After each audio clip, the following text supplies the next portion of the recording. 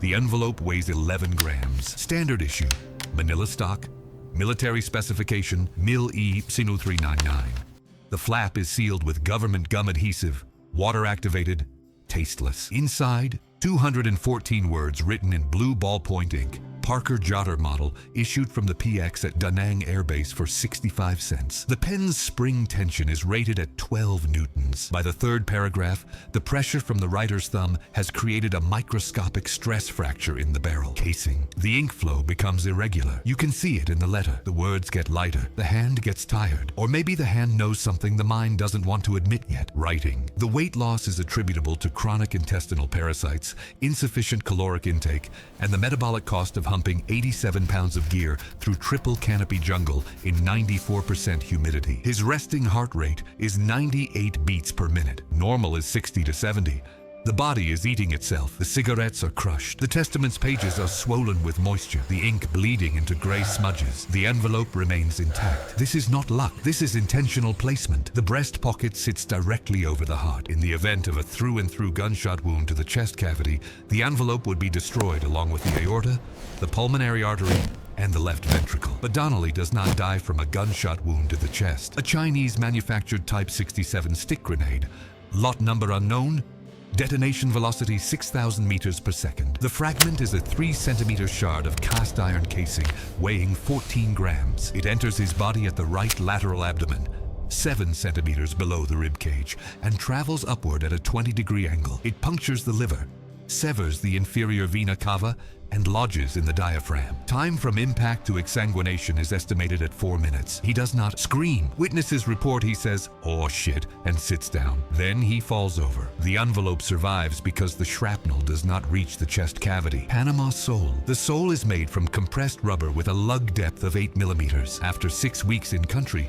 the lugs are worn down to 3 millimeters. The tread pattern is gone. On wet laterite clay, the boots provide a coefficient of friction of 0.27. That is the same as walking on ice. The morning Donnelly dies, he slips twice while moving up Hill 477. The second time, he falls face first into the trail. His rifle, an M16A1 with serial number 4,216,812, lands muzzle down in the mud. He clears the barrel by running a cleaning rod through it. He does not disassemble the weapon. There is no time. The column is moving. Pressure spike of 11%. The bullet exits at 3,100 feet per second instead of the standard 3,050. The deviation is negligible at close range. At 200 meters, the round drops 4 centimeters lower than expected. This does not matter. The target is 15 meters away. Fixed magazine. He is running. Donnelly's burst consists of 3 rounds. The first round misses high, passing through jungle canopy and striking a mahogany tree at a height of 12 meters. The second round enters the target's left shoulder, fragments upon contact with the clavicle, and exits through the scapula, taking with it 40 grams of bone and soft tissue. The third round misses low, impacting the ground 8 inches behind the target's left foot, weighs 3.8 kilograms unloaded. It fires a 7.62 millimeter cartridge with a muzzle velocity of 2,350 feet per second. The rifle's bolt is a tilting bolt design, exceptionally resistant to mud and debris. Even after the target falls, the rifle remains functional. It is recovered later by 3rd Squad. The receiver shows signs of long-term corrosion, particularly around the gas tube assembly, indicating the weapon has been in jungle conditions for at least 18 months. There is a notch carved into the stock, then another, then 6 more. No one knows what the notches mean. Build up. Second, the aluminum receiver expands and contracts with temperature fluctuations, causing tolerance issues. Third, the 20-round magazine is constructed from thin-gauge steel that deforms under sustained pressure. Donnelly has been in the field for 9 days. He has not performed a full disassembly cleaning in 6 days. The rifle has fired approximately 420 rounds. Carbon buildup in the bolt carrier group is estimated at 8 grams. This increases the force required to cycle the action by 18%. There is no wind, the air does not move. Aluminum, covered in a wool felt sleeve. The water inside is 36 degrees Celsius. It tastes like iodine. He drinks 400 milliliters. His body requires a minimum of 800 milliliters per hour in these conditions to maintain baseline hydration. He is already in a state of mild hypovolemia. His blood is thickening. The radio operates on the VHF band. Frequency range 30 to 76 megahertz. The antenna is a telescoping steel rod, fully extended to 3 meters. In triple canopy jungle, The effective range of the radio is reduced from 5 kilometers to less than 800 meters. Voss has been trying to establish contact with the command post for 20 minutes. He gets static. He adjusts the squelch. He gets more static. Then, briefly, a voice. Then nothing. Minutes. The grenade. He hears it. A metallic clunk. Like dropping a wrench on concrete. He turns his head. The grenade is on the ground, partially obscured by leaf litter. It is still spinning. Then it stops. Too sharp. His brain is trying to process information faster than his nervous system can deliver it. Flips the selector switch from safe to semi.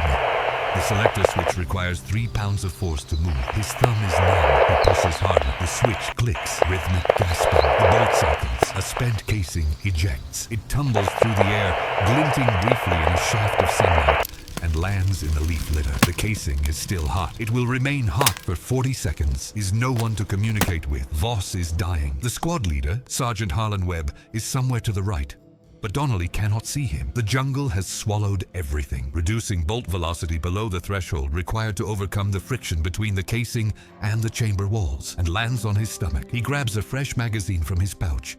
The magazine holds 18 rounds. He has 5 magazines remaining.